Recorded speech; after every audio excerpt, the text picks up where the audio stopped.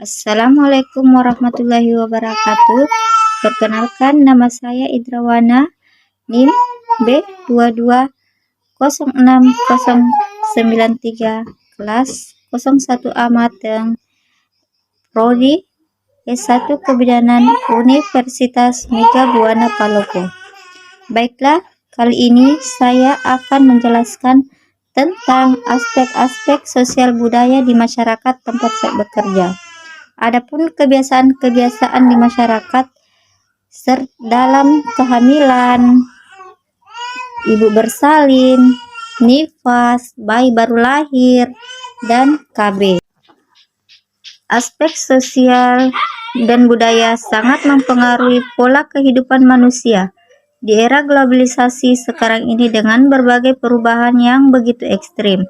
Menurut semua manusia harus memperhatikan aspek sosial budaya. Di Indonesia, masih banyak ibu-ibu yang menganggap kehamilan sebagai hal yang biasa, alamiah, dan kodrati. Mereka merasa tidak perlu memeriksa dirinya secara rutin ke bidan ataupun dokter.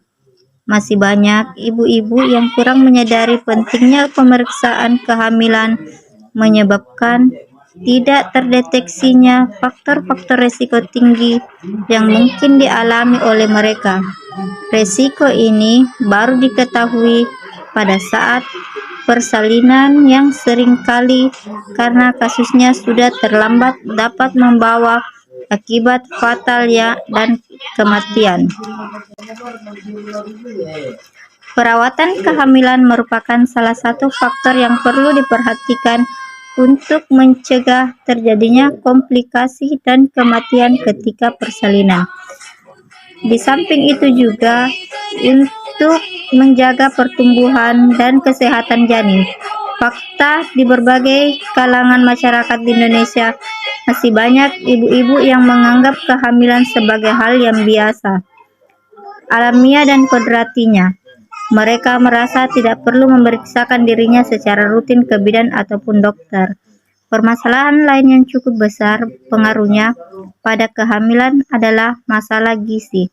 Hal ini disebabkan karena adanya kepercayaan dan pantangan terhadap beberapa makanan, sementara kegiatan mereka sehari-hari tidak berkurang, ditambah lagi dengan pantangan-pantangan terhadap makanan yang sebenarnya sangat dibutuhkan wanita hamil untuk berdampak negatif dengan kesehatan ibu dan janin. Di masyarakat tempat saya bertugas, masih banyak ibu-ibu yang mempercayai mitos seperti dilarang makan kepiting, makan udang, makan kelor, dan mandi di malam hari. Selain itu, di tempat saya bertugas masih banyak masyarakat tradisional yang memiliki kebiasaan-kebiasaan yang masih dipatuhi ibu pada saat hamil. Di antaranya yaitu membawa benda-benda tajam seperti gunting, peniti yang dikaitkan pada baju ibu hamil, tidak boleh duduk di depan pintu, tidak boleh keluyuran di malam hari pada saat maghrib, dengan tujuan menjaga ibu dan bayi dari gangguan roh dan makhluk halus. Kemudian banyak bergerak terutama pada pagi hari supaya persalinan lancar. Aspek sosial budaya pada persalinan, di mana persalinan memiliki makna adalah proses di mana bayi, plasenta, dan ketuban keluar dari uterus ibu. Persalinan dianggap normal jika proses terjadi pada usia kehamilan cukup bulan setelah 37 minggu, tanpa disertai adanya penyulit. Persalinan dimulai sejak uterus berkontraksi dan menyebabkan perubahan pada serviks atau membuka dan menipis, dan berakhir dengan lahirnya plasenta secara lengkap. Ibu belum melahirkan jika kontraksi uterus tidak mengakibatkan perubahan serviks. Tanda dan gejala infartus tersebut adalah penipisan dan pembukaan serviks, kontraksi uterus yang mengakibatkan perubahan serviks atau frekuensi minimal 2 kali dalam 10 menit, cairan lendir, bercampur darah atau blodi melalui vagina. Adapun larangan atau kebiasaan pada masa nifas, yaitu dilarang memakai wangi-wangian. Memakai wangi-wangian karena dapat mempengaruhi produksi ASI menjadi lebih sedikit. Dilarang turun dari ranjang. Orang zaman dahulu sering melarang ibu yang sedang masa nifas untuk tidak turun dari ranjang.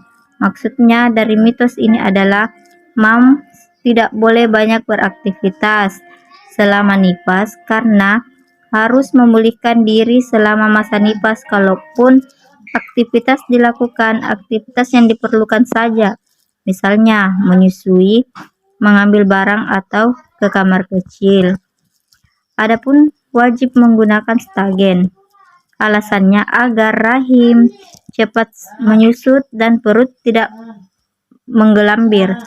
Tujuannya menggunakan stagen setelah melahirkan yang sebenarnya adalah memberi penopang ekstra pada perut sampai organ dan otot perut sang ibu sepenuhnya pulih. Pemakaian stagen juga memberi kompresi ringan yang membantu rahim untuk mengecilkan perut kembali.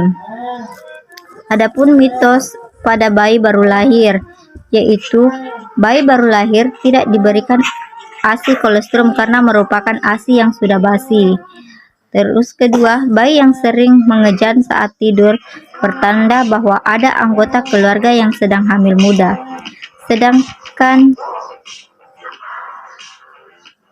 bidan mengharuskan memberikan ASI kolostrum kepada bayinya untuk kekebalan tubuh bayi.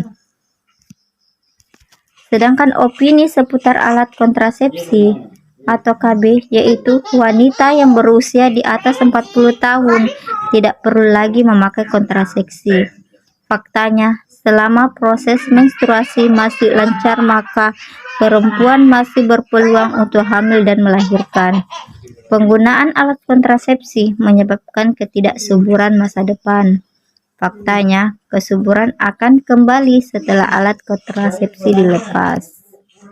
Disadari atau tidak, faktor-faktor kepercayaan dan pengetahuan budaya seperti konsepsi-konsepsi mengenai berbagai pantangan hubungan sebab akibat antara makanan dan kondisi sehat, sakit, kebiasaan, dan ketidaktahuan seringkali membawa dampak baik positif maupun negatif terhadap kesehatan ibu dan bayi.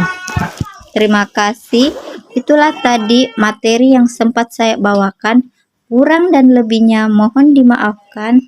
Hadanallahu wa iyyakum ajmain. Assalamualaikum warahmatullahi wabarakatuh.